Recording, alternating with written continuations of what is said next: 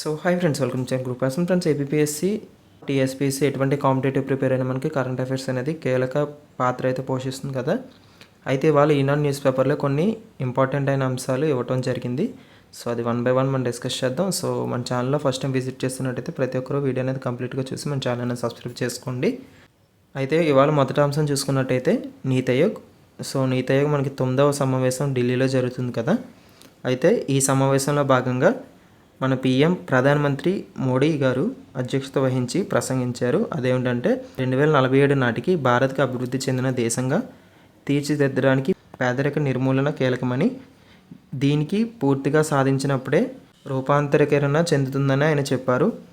So ఇది నీతి ఆయోగ్ సంబంధించి target year 2047 అనేది. సో ఈ మీటింగ్ అంతా కంప్లీట్ అయిన తర్వాత మనకి పూర్తి సమాచారం అయితే అప్డేట్ చేసుకోవాల్సి వస్తుంది.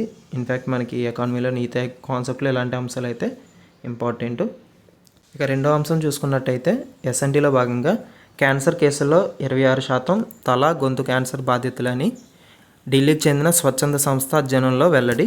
దేశంలో క్యాన్సర్ బారిన పడిన వారిలో 26% మంది తల గొంతు క్యాన్సర్ బాధితులేనని తాజా అధ్యయనం ఒకటి వెల్లడించింది.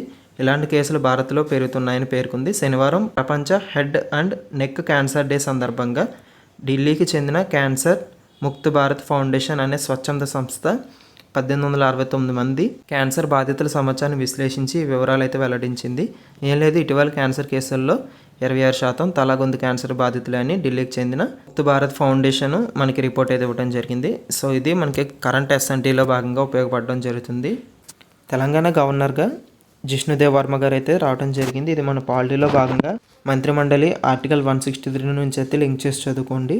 అయితే జార్ఖండ్ గవర్నర్గా పనిచేస్తూ తెలంగాణ గవర్నర్గా అదనపు బాధ్యతలు నిర్వహిస్తున్న సిపి రాధాకృష్ణను కేంద్ర ప్రభుత్వం మహారాష్ట్రకి బదిలీ చేసింది.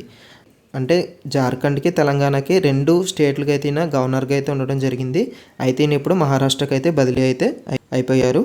అలానే రాజస్థాన్ గవర్నర్గా మహారాష్ట్ర మాజీ స్పీకర్ హరిభావ్ కిషన్ రావు గారు అయితే నియమించడం జరిగింది. అలానే రాజస్థాన్ భాజపా సీనియర్ నాయకుడు ఓం ప్రకాష్ మాథుర్ను సిక్కిం గవర్నర్గా నియమించడం జరిగింది. అంటే ఈ స్థానంలో ఉన్న లక్ష్మణ్ ప్రసాద్ ఆచార్యను అస్సాం గవర్నర్గా బదిలీ చేయడం జరిగింది. ఆయన మణిపూర్ గవర్నర్గా అదనపు బాధ్యతలు అప్పగించింది. ఉత్తరప్రదేశ్ సీనియర్ నేత బరేలీ నుంచి 1989 నుంచి వరుసగా 2019 వరకు గెలుపొందుతూ వచ్చిన కేంద్ర మాజీ మంత్రి సంతోష్ కుమార్ గంగ్వార్ను జార్ఖండ్ గవర్నర్గా నియమించడం జరిగింది. సో వార్తల్లో వ్యక్తులు వచ్చారు. ఇంకా నియమించిన గవర్నర్ను మీరు ఖచ్చితంగా పాలిటీ సబ్జెక్టులో మీరు అప్డేట్ అయితే చేసుకోవచ్చు. ఈ స్టాటిక్ పార్ట్ కింద డైనమిక్ పార్ట్ అనేది అప్డేట్ చేసుకుంటూ మీ యొక్క ప్రిపరేషన్ అనేది కొనసాగించండి. వచ్చే నెల ఉక్రెయిన్ పర్యటనకు ప్రధాని మోడీ. అయితే మనకి ఇటీవల మన 18వ లోక్సభ ఎలక్షన్స్ తర్వాత ప్రధానమంత్రి మోడీ గారు రష్యా అలానే 41 సంవత్సరాల తర్వాత ఆస్ట్రియా దేశాన్ని అయితే పర్యటించారు. అయితే ఈయన ఇప్పుడు ఉక్రెయిన్ పర్యటించనున్నారు. సో ఉక్రెయిన్లో ఏదైనా అవార్డ్స్తో సత్కరిస్తే మీరు ఆ అవార్డ్స్ని కూడా గుర్తుపెట్టుకోవాలి. సో ప్రెజెంట్ ఉన్న ఇన్ఫర్మేషన్ ఏంటంటే, అయితే 2022లో ఉక్రెయిన్పై రష్యా సైనిక చర్య మొదలుపెట్టిన తర్వాత ప్రధాని మోడీ కీవ్ పర్యటనకు వెళ్ళడం ఇదే తొలిసారి. సో ఈ పాయింట్ అయితే మీరు గుర్తుపెట్టుకోవాల్సి వస్తుంది. సో ఎలాంటి పాయింట్స్ అయితే ఇంపార్టెంట్ మనకి. ఇటీవల ఇటలీ వేదికగా జరిగిన G7 శిఖరాగ్ర సదస్సులో భాగంగా మోదీ జెలెన్స్కీ భేటీ అయ్యారు. అంతకుముందు సార్వత్రిక ఎన్నికల్లో వరుసగా 3సారి విజయం సాధించిన మోడీకి ఉక్రెయిన్ అధ్యక్షుడు ఫోన్ చేసి అభినందనలు తెలియజేశారు. సో ఇక్కడ మనకి 2022 ఈ పాయింట్ అయితే మనకి ఇంపార్టెంట్. సో ఇది లింక్ చేసుకోండి. సో వచ్చే నెలలో ఒకవేళ ఉక్రెయిన్ ప్రధానమంత్రి మోడీ గారిని ఏదైనా వాటితో సత్కరిస్తే మనం ఆ పాయింట్ కూడా యాడ్ చేసుకోవాలి. సో మనకి ప్యారిస్ ఒలింపిక్స్ అయితే జరుగుతున్నాయి కదా. సో వాటిలో భాగంగా తొలి పసిడి వచ్చి చైనాకి అయితే రావడం జరిగింది. అలానే తొలి పథకం కజకిస్తాన్ అయితే రావడం జరిగింది. సో ఓవరాల్గా మనకి ఈ ఒలింపిక్స్ అయిపోయిన వెంటనే మనం ఫుల్ డేటా అయితే మనం అప్డేట్ చేసుకోవాల్సి వస్తుంది. సో ఇలాంటి పాయింట్స్ అనేది మనకి స్టాఫ్ సెలక్షన్ కమిషన్లో కానీ రైల్వేస్లో కానీ అడగడం జరుగుతుంది. వార్తల్లో నిలిచిన వ్యక్తులకు సంబంధించి స్పోర్ట్స్ రిలేటెడ్లో ఇలాంటి కాన్సెప్ట్స్ అయితే ఇంపార్టెంట్. సో ఈసారి ప్యారిస్ ఒలింపిక్స్కి ఫ్రాన్స్ దేశం అయితే మనకి ఆతిథ్యం ఇస్తుంది. అదొకటి గుర్తుపెట్టుకోండి. ఎవరిదో కప్పు భారత్ శ్రీలంక మహిళల ఆసియా కప్ ఫైనల్ నేడు.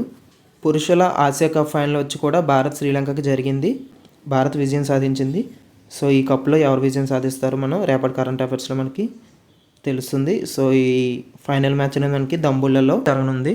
సో రన్నరప్ ఎవరు, విన్నర్ ఎవరో రేపటి న్యూస్ పేపర్ అయితే మనకు తెలుస్తుంది. ఇది వాళ్ళ ఈనాడు న్యూస్ పేపర్ కరెంట్ అఫైర్స్. ఈ యొక్క వీడియోని మీకు యూస్ఫుల్ అనిపిస్తే ఖచ్చితంగా లైక్ చేసి మన ఛానల్ని సబ్స్క్రైబ్ చేసుకోండి. సో మీకు మరిన్ని డౌట్స్ ఉన్న కామెంట్ సెక్షన్లో కామెంట్ చేయండి.